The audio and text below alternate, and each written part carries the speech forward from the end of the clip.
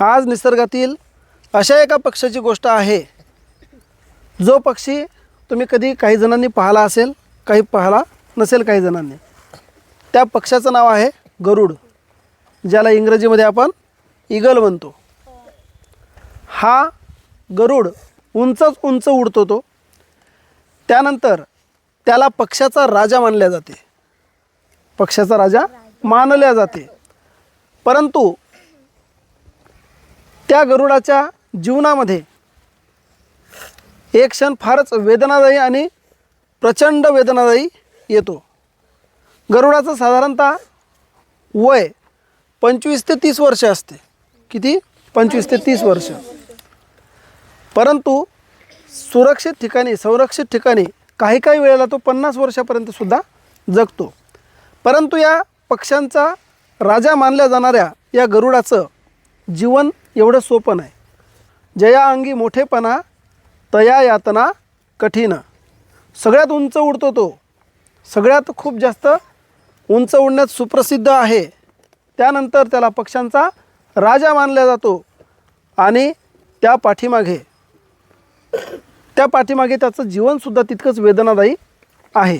नेहमीसाठी नाही, एक क्षण त्याच्या जीवनातला एवढा वेदनादायी येतो, तो आपण पाहणार आहोत. गरुडाचं अर्धायुष्य झाल्याच्या नंतर तो थकायला लागते. मी गरुडाचं आयुष्य किती सांगितलं तुम्हाला? 25 ते 30 वर्ष. काही ठिकाणी 50 वर्षापर्यंत गरुड जगतो.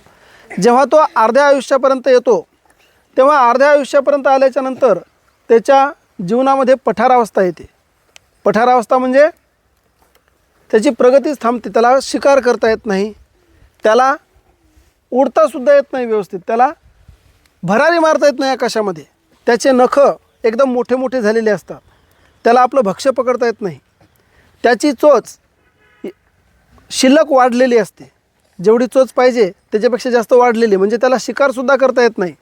आणि त्याचे पंखसुद्धा जड झालेले असतात, त्याला सहजासहजी भरारी मारता येत नाही. अशा वेळेस त्या गरुडाकडे 2 पर्याय उरतात.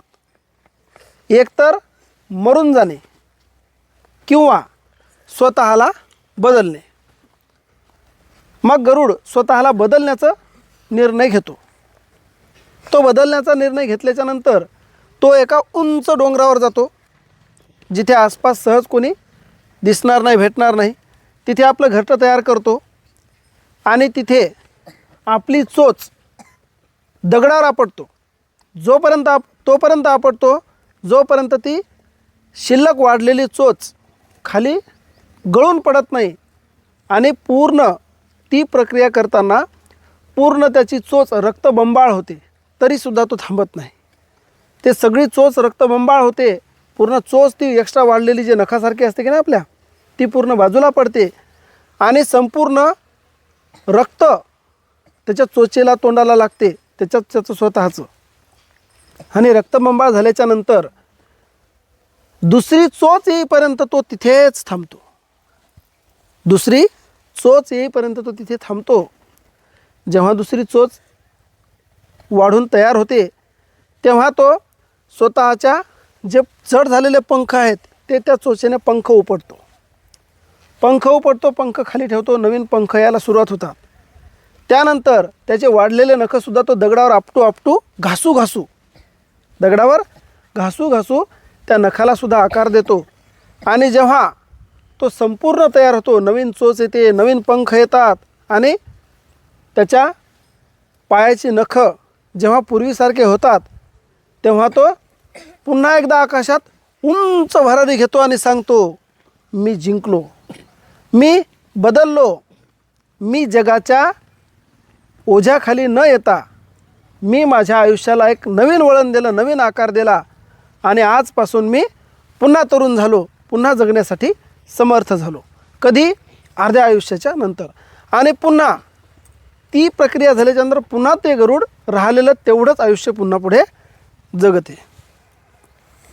हा गरुड आपल्याला काय शिकवून जाते? आपण आपल्याला बदलण्याचा प्रयत्न करावा. जेव्हा आपण, बरोबर सांगितलं अन्वीने, जेव्हा आपण थकतो एखादं काम करता करता, किंवा जेव्हा आपण एखादी गोष्ट आपल्याकडे संपत आली असं मानतो. जेव्हा आपण हार मानतो तेव्हा आपण हार मानायची नाही. स्वतःला बदलण्यासाठी वेदना सहन कराव्या लागतात. सहजासहजी आपण स्वतःला बदलवू शकतो का? नाही. त्यानंतर निसर्गाने आपल्याला संकट दिलेली असतात, परंतु त्यासोबतच ते संकट कसे निवळायचे याचा मार्गही दिलेला असतो. फक्त तो मार्ग शोधायचा असतो. आणि तो मार्ग कशातून जातो? कठीण परिस्थितीमधून जातो. वेदनादायी मार्ग असतो, परंतु बदलतो नक्की. तिसरी गोष्ट ही शिकायची आहे की गरुडाने तिथेच जर हार मानली असती, अर्ध आयुष्य त्याचं संपलं, आणि त्यानं काय म्हटलं, त्याच्याकडे दोन पर्याय होते. एकतर मरून जाणे किंवा स्वतःला बदलणे. मग त्याने जर मरून जाण्याचा मार्ग स्वीकारला असता तर गरुडाच्या अख्ख्या पिढ्यांना, सगळ्या पिढ्यांना हे कळलंच नसतं की पुढे आपल्याला अर्ध आयुष्य अजून जगता येते. कारण त्या गरुडाने जर असं पहिल्या, समजा यांच्या प्रजातीच्या पहिल्या गरुडाने हार मानली असती तर काय झालं असतं? बाकीच्या गरुडांनी काय, बाबा असंच मरत असतात, नखं वाढले, चोच वाढली की आपण मरून जायचं. परंतु त्यांनी ते स्वीकारलं नाही. त्याच्या पुढे जाऊन वेदना सहन करून नवीन आयुष्य मिळवलं. त्यामुळे आपण सर्वांनी एक लक्षात ठेवायचं आहे गरुडाकडून, की आपल्याला कधी असं वाटलं की आपल्याकडच्या क्षमता संपलेल्या आहेत तर आपण हार मानायची नाही. आपल्याकडे सगळ्याच गोष्टी असतात, फक्त आपलं ती मानसिकता असते. दुसरी गोष्ट, बदलण्यासाठी वेदना सहन कराव्या लागतात. सहजासहजी कुठली गोष्ट मिळणार नाही.